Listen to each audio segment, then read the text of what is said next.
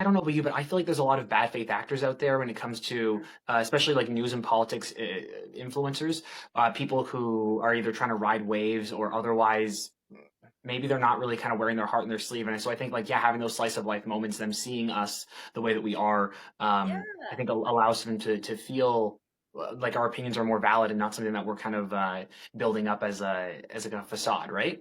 Yeah, absolutely. And I feel like I know there are some people, you do more political content by far than I do.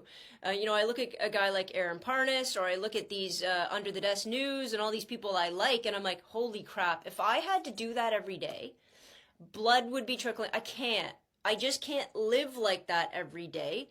I appreciate it. I respect it. But for me, sometimes I'm like, and now I'm filming snowboarding because I just can't talk about tariffs one more time.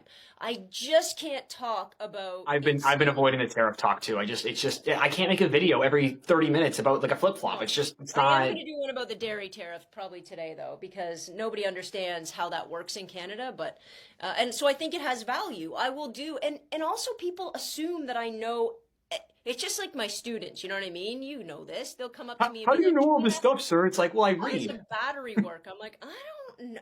Go ask the science. Why are you asking me?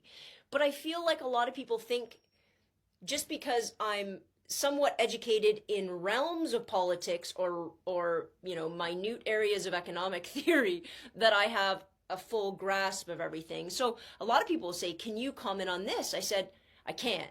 Because I need to be way more educated in that realm before I even give any sort of intelligent opinion. And so usually they're like, oh, so you don't know. And I'm like, no, no. Do you think I memorized the list of tariffs that Canada had on the United States before yesterday? No. Well, that's the These thing. are Like, and we get it wrong too, right? Like, it's hard rare. to be right all the time, and that's one of the things I think we learn from teaching, right? Like, uh, Yeah.